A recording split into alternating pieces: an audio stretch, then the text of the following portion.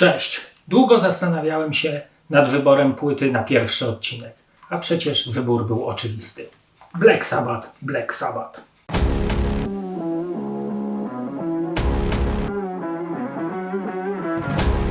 Ten nagrany w 12 godzin 1969, a wydany w 1970 roku album uważam za najbardziej wpływową płytę w całym dorobku muzyki metalowej. To oni byli pierwsi.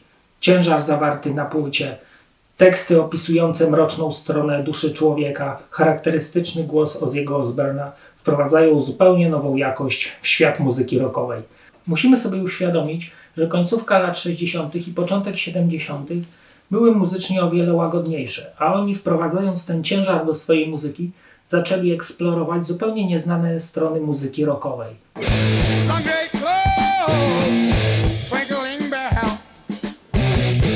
Ciekawym zabiegiem, zresztą który na lata został związany z tą muzyką, było wytworzenie aury takiej tajemniczości.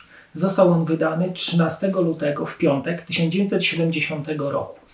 Poza tym, jak widzimy na okładce, mamy kobietę jakby wiedźmę na tle jesiennego lasu, jakiegoś opuszczonego domu. Te wszystkie zabiegi, że tak powiem marketingowe i magiczne, miały jakby pokazać słuchaczowi, że mają do czynienia z albumem nieoczywistym, który będzie tajemniczy i na długo zostanie w jego głowie.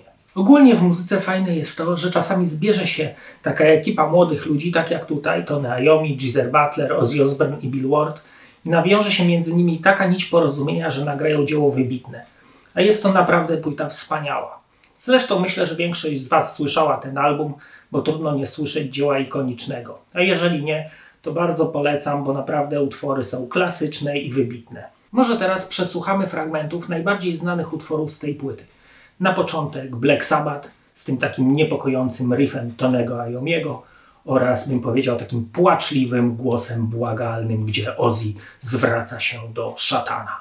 What is this that stands before me?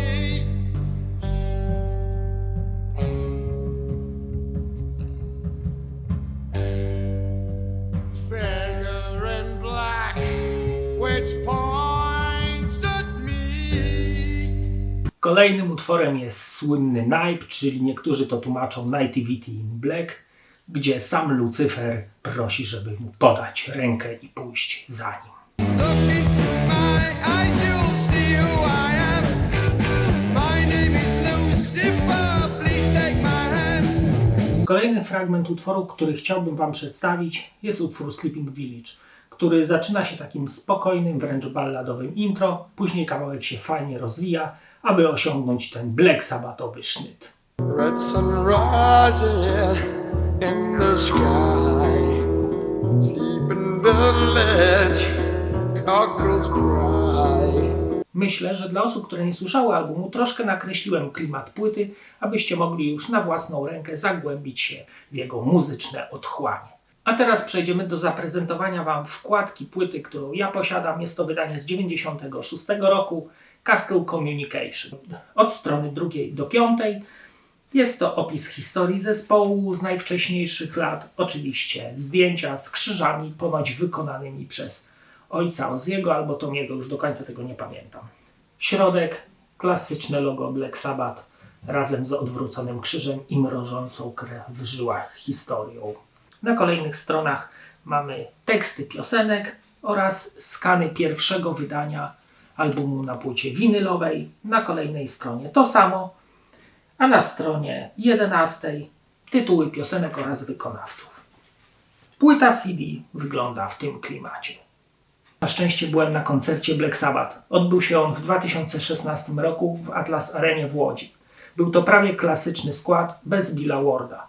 No ale widzieliśmy Ozzy'ego, widzieliśmy Tonego Iommiego, Geezera Butlera z tym jego pulsującym, niesamowitym basem. Był to na pewno niezapomniany koncert, z którego możecie teraz zobaczyć fragment. 1, 2, 3.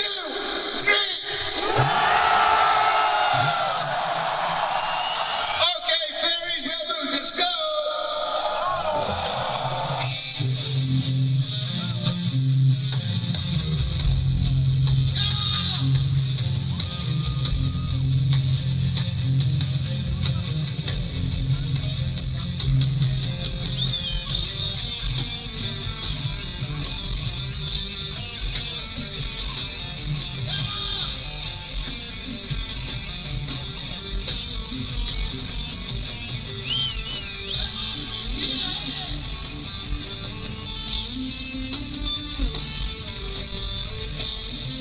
I na zakończenie tego odcinka chcę wam powiedzieć jedno. Ten rozpoczynający płytę, padający deszcz, bijący w oddali dzwon i ten niepokojący riff utworu Black Sabbath rozpoczęły całą erę metalu, którym możemy się cieszyć do dzisiaj. Cześć!